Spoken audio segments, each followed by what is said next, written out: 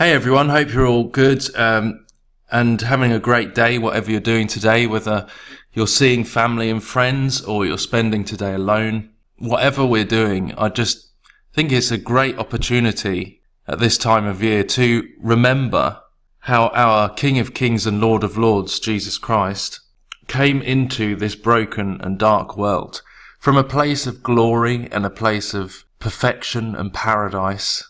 And he didn't come with a huge fanfare and a red carpet rolled out. He came humbly. There was no room for him at the inn. And it's just absolutely amazing to consider that. And actually you can see from the beginning of Jesus' life and the events surrounding his birth that already there was so much persecution, so much hardship. And in fact, even before Jesus was born, when we see the angel Gabriel, who goes to Mary, who is espoused to be married to Joseph, but was a virgin, and announces the good news that the fruit of her womb would be the Son of God, and she must call him Jesus. But of course, Mary says to the angel, how can this be, seeing as I have not known a man? And the angel says to her, the Holy Ghost shall come upon thee, and the power of the highest shall overshadow thee. Therefore also that holy thing which shall be born of thee shall be called the Son of God. And this, of course, this news is amazing. And her cousin Elizabeth says, blessed are you among women.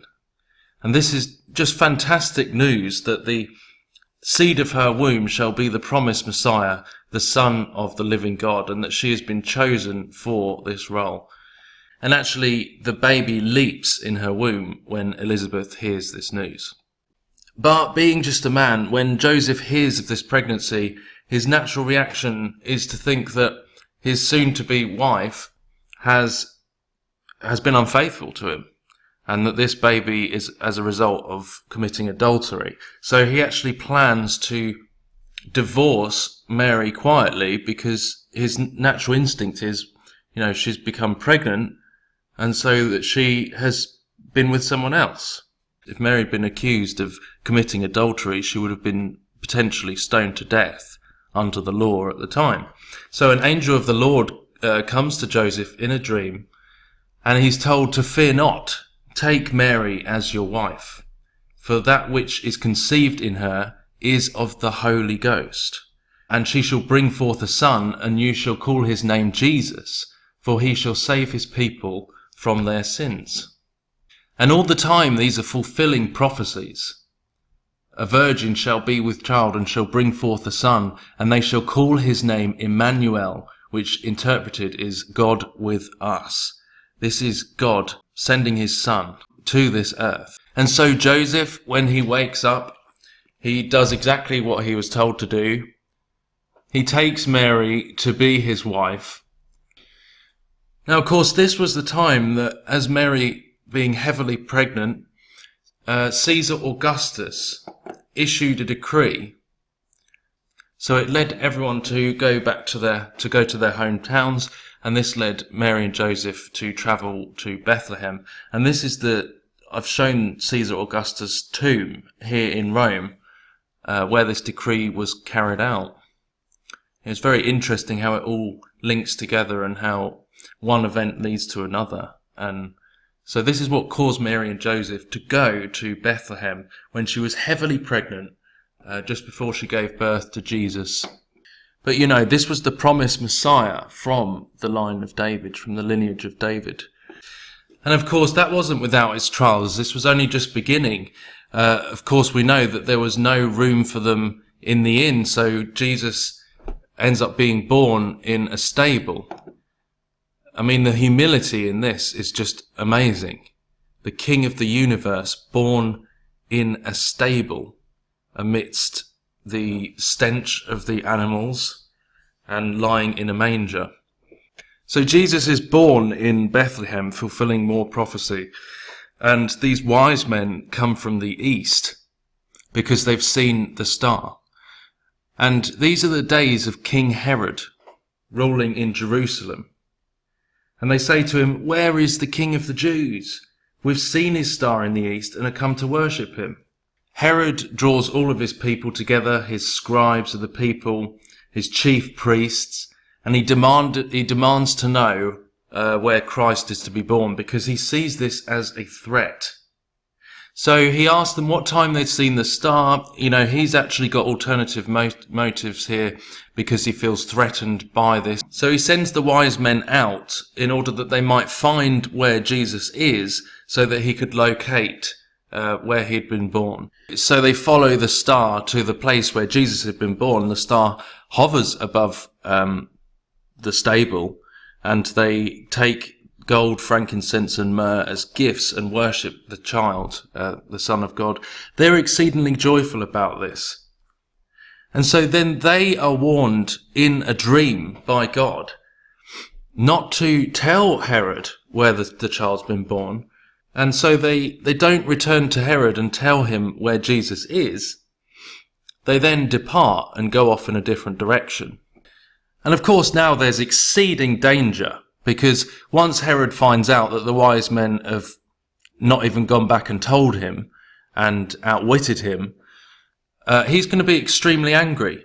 He's going to lose his temper. So an angel comes again and tells Joseph in a dream, leave this place, leave Bethlehem now, because this danger of Herod finding out and his anger about that is imminent.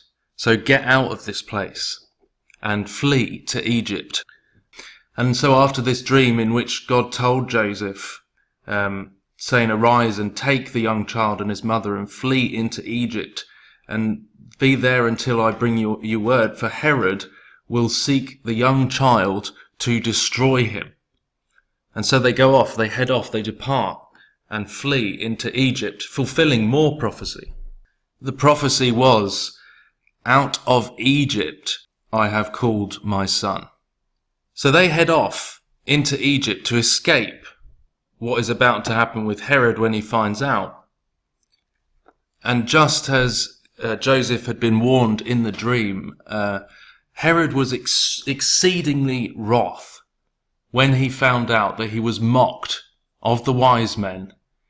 And he sent forth and slew all of the children that were in Bethlehem and in all the coasts, from 2 years old and under, according to the time which he had diligently inquired of the wise men. All of the children from 2 years old and younger in this area were killed in an attempt by Herod to destroy Jesus. But of course they had fled into Egypt to escape this just in time. You see how the enemy is constantly trying to mess up and ruin this plan of salvation through these different characters. Herod was not actually a Jew, by the way, but he was ruling from Jerusalem. And so there was another prophecy fulfilled here. In Ramah was there a voice heard, lamentation and weeping and great mourning, Rachel weeping for her children and would not be comforted because they are not. So this lamentation and weeping, can you even imagine what this must have been like? Just absolute infanticide. Horror, just crazy. And so once Herod had died, an angel of the Lord appeared to Joseph in another dream and told them to head back to Israel. But it wasn't over there. Once they got to Israel, it was Herod's son that was ruling, and Joseph was concerned about this, and he was warned of God again in a dream. And so they turned aside into the parts of Galilee, and he came and dwelt in a city called Nazareth, that it might be fulfilled which was spoken by the prophets, he shall be called a Nazarene. And that is where Jesus grew up. So look at this whole journey from when Jesus was conceived in Mary's womb to the birth of Jesus, to all the events surrounding it, and to the fleeing to Egypt, and then eventually coming into Nazareth. And all of the prophecies that were fulfilled through that is just amazing. But the trials and tests and the faith that was involved in just this, the start of when Jesus was born into this world. is just amazing. And the lessons we can learn from the King of the universe, our King of Kings, the Lord of Lords, who deserves worship and glory and is perfect. And the way he humbled himself, that he came into this world not to be served, but to serve. How much more should we, as his disciples, remember that and serve others and seek his will? And at this time of year, whether we celebrate in a certain way or not, let's remember this story of our humble King. Let's remember the events of his birth and why he came into this world, and learn from that and seek to follow him and follow in his footsteps. Be his hands and feet, be salt and light in this world, and help the poor and tell them the good news of the gospel. God bless you.